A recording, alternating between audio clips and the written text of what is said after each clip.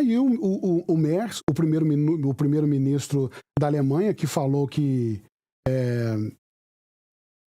falou aquilo que ninguém queria ouvir, né? Do outro lado, temos o chanceler. O chanceler alemão, por exemplo, gente, ele falou, fez uma declaração que mexeu bastante com o povo de Belém, mexeu bastante também com o ego do Lula, com o ego de todo mundo, mas o que os brasileiros chamam de primeiro-ministro, por costume, por exemplo, ele foi à COP, discursou, passou na foto, elogiou o esforço brasileiro e de volta na Alemanha deixou escapar uma frase que incendiou mais do que o pavilhão que está incendiado aqui, que vocês acabaram de ver. E também, é claro, feriu o ego do Lula. Disse que... Olha... Ele disse que os jornalistas estavam felizes de ter voltado para casa, de ter saído daquilo. E ele falou isso num tom de alívio, né, após sair de Belém. Ponto. Bastou um comentário atravessado para que virasse uma crise diplomática enorme. Autoridades do Pará chamaram da fala dele arrogante e preconceituosa. O Lula respondeu que Merz deveria ter dançado e ido a um bar conhecido mais a culinária local e que Belém tem uma qualidade de vida melhor do que Berlim, pelo amor de Deus.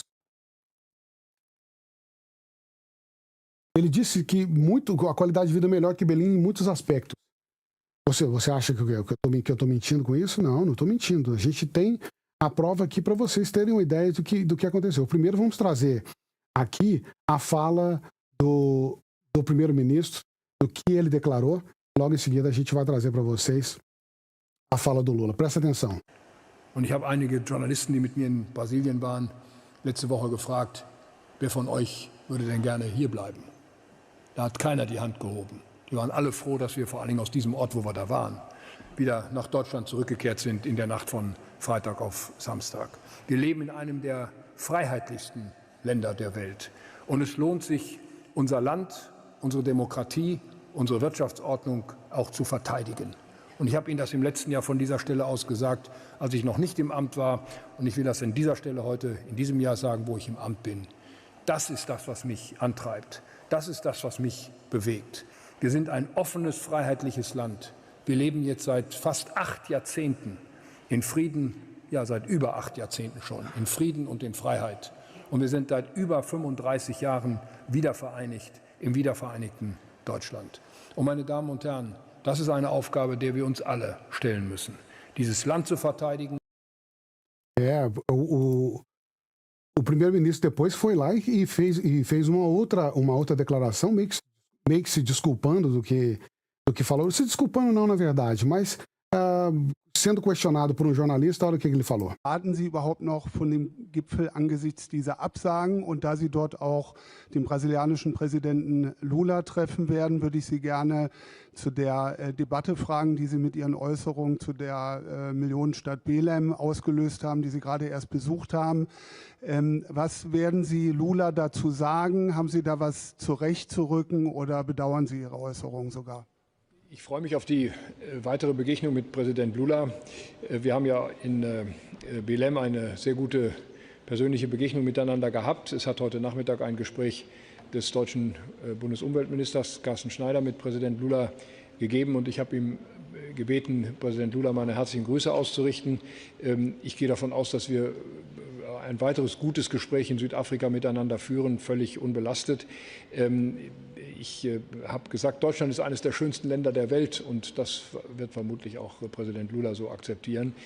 Ich hoffe, dass wir in Südafrika zu gemeinsamen Beschlüssen kommen. Das ist allerdings vor dem Hintergrund zahlreicher Absagen und auch vor dem Hintergrund mancher Widersprüche gegen die geplante Erklärung. Mas como a gente falou aqui, gente, o problema não está no fato de que a declaração dele, por mais que seja polêmica, não é só a questão da declaração dele no sentido literal. Quando ele afirmou sobre a questão de a Alemanha é um dos países mais bonitos do mundo, ele fez uma comparação com aquilo que ele viu em Belém, não na cidade de Belém específica, mas com a estrutura que foi montada para ele lá. Não, o Brasil, vamos defender o Brasil aqui. Nosso país também é um país lindo, é um país fantástico. com uma infraestrutura enorme. São Paulo é um dos maiores países do planeta, né? Uma das potências econômicas do planeta. O Rio de Janeiro, tirando o fato de ter a violência que tem, o Rio de Janeiro tem uma infraestrutura fantástica, né? Tirando o fato da violência, que não é pouca coisa, tem uma infraestrutura fantástica. Nós temos o sul do país, que é maravilhoso, Balneário Camboriú. Nós temos Minas Gerais, que tem cidades históricas e infraestrutura também, com até mesmo hotéis 5 estrelas. Nós temos Goiás, Goiânia, que é linda, né? Nós temos outros estados no país, no Mato Grosso.